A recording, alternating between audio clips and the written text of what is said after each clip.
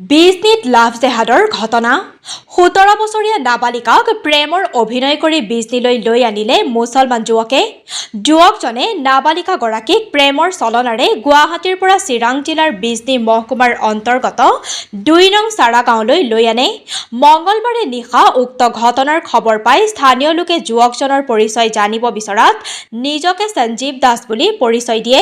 স্থানীয় লোকসকলৰ যুৱকজনৰ প্ৰতি সন্দেহ হোৱাত ভালদৰে অনুসন্ধান কৰাত ওলাই পৰে যুৱকজন ইদ্দিছ আলী বুলি।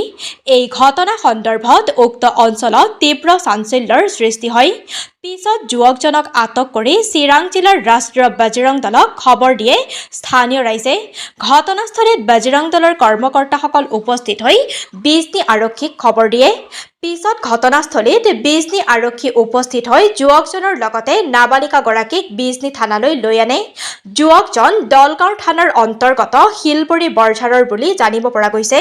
কৰ্মসূত্ৰে গুৱাহাটীৰ পাঞ্জাবাৰী নামঘৰ পথত থাকি দিন হাজিৰা কৰা বুলি ব্যক্ত কৰে। ঘটনাৰ সন্দৰ্ভত চিৰাং জিলা ৰাষ্ট্ৰীয় বজৰং দলৰ সভাপতি গোবিন্দ সাহাই ব্যক্ত কৰে যে এই লাভ জেহাদৰ দৰে ঘটনা প্ৰায় হৈ আছে। লাভ জেহাদ লৈ অসম চৰকাৰক কঠোৰ আইন ব্যৱস্থা গ্ৰহণ কৰিবলৈ আহ্বান জনায় সংবাদ মাধ্যমৰ যোগে। News desk, Bijni first 24।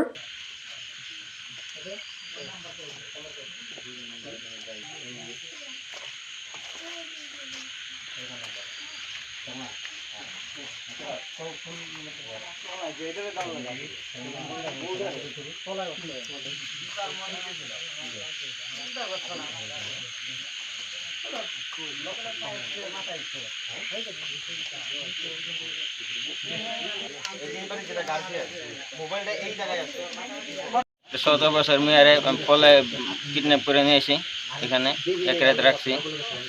এখানে আমার মানুষজন জুড়ে রাখছি। তোমার বাড়ি কোথায়? দরং ডিস্ট্রিক্ট।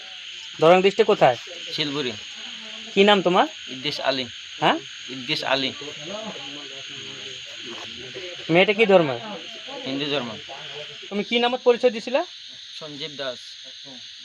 তোমার রিয়েল নাম কি? ইদ্দিস আলী। জয় শ্রীরাম। আজি আমি রাষ্ট্রীয় বজরং দলে চিৰাং জিলা সমিতি আজি এখন আমি খবৰ পাওঁ বিজনী চাৰাগাঁৱত এজন লাভ জেহাদীয়ে আমাৰ হিন্দু মাইনৰ ছোৱালী ১৭ বছৰীয়া ছোৱালীক গুৱাহাটীৰ পৰা অপহৰণ কৰি লৈ আহিছে বুলি আমাৰ সন্দেহ। তাতে আমি যাই উপস্থিত হোৱাৰ পিছত চাওঁ যে ৰাইজে এই জেহাদীজনক বান্ধি ৰাখিছে ঘৰৰ ওচৰত। বান্ধি ৰখাৰ পিছত ৰাইজে উত্তম মাধ্যম দিয়ে এই জেহাদীজনক।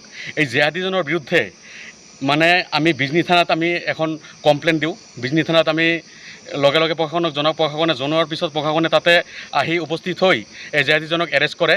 আৰু এনেকুৱা ঘটনা কিমান হ'ব? আমাৰ কিমান হিন্দু ছোৱালী মুছলিমৰ লগত পলাই যাব আৰু মুছলিমে এনেকৈ অপহৰণ কৰি কিমান লৈ যাব আমাৰ ছোৱালীক?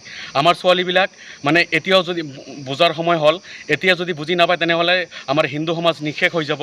আমাৰ সমাজক নিঃশেষ কৰাৰ কাৰণে এনেকৈ এটা ষড়যন্ত্ৰ চলি আছে লাভ জেহাদৰ নামত। এনেকুৱা লাভ জেহাদ ইমিডিয়েটলি ষ্টপ হ'ব লাগে। অসম চৰকাৰক আমি বহুতবাৰ মেমৰেণ্ডমৰ জৰিয়তে বহুতবাৰ আন্দোলনৰ জৰিয়তে আমি জনাইছিলোঁ। হিমন্ত বিশ্ব শৰ্মা ডাঙৰীয়াক জনাইছিলোঁ, মুখ্যমন্ত্ৰী ডাঙৰীয়াক জনাইছিলোঁ যে লাভ জেহাদ বন্ধ হ'ব লাগে। লাভ জেহাদৰ বিৰুদ্ধে এনেকুৱা কোনো কঠোৰ আইন অসমত আমি দেখিবলৈ পোৱা নাই। আমি প্ৰশাসনক অনুৰোধ জনাইছোঁ, চৰকাৰক অনুৰোধ জনাইছোঁ, লাভ জেহাদৰ বিৰুদ্ধে কঠোৰ আইন হ'ব লাগে। জয় শ্ৰীৰাম।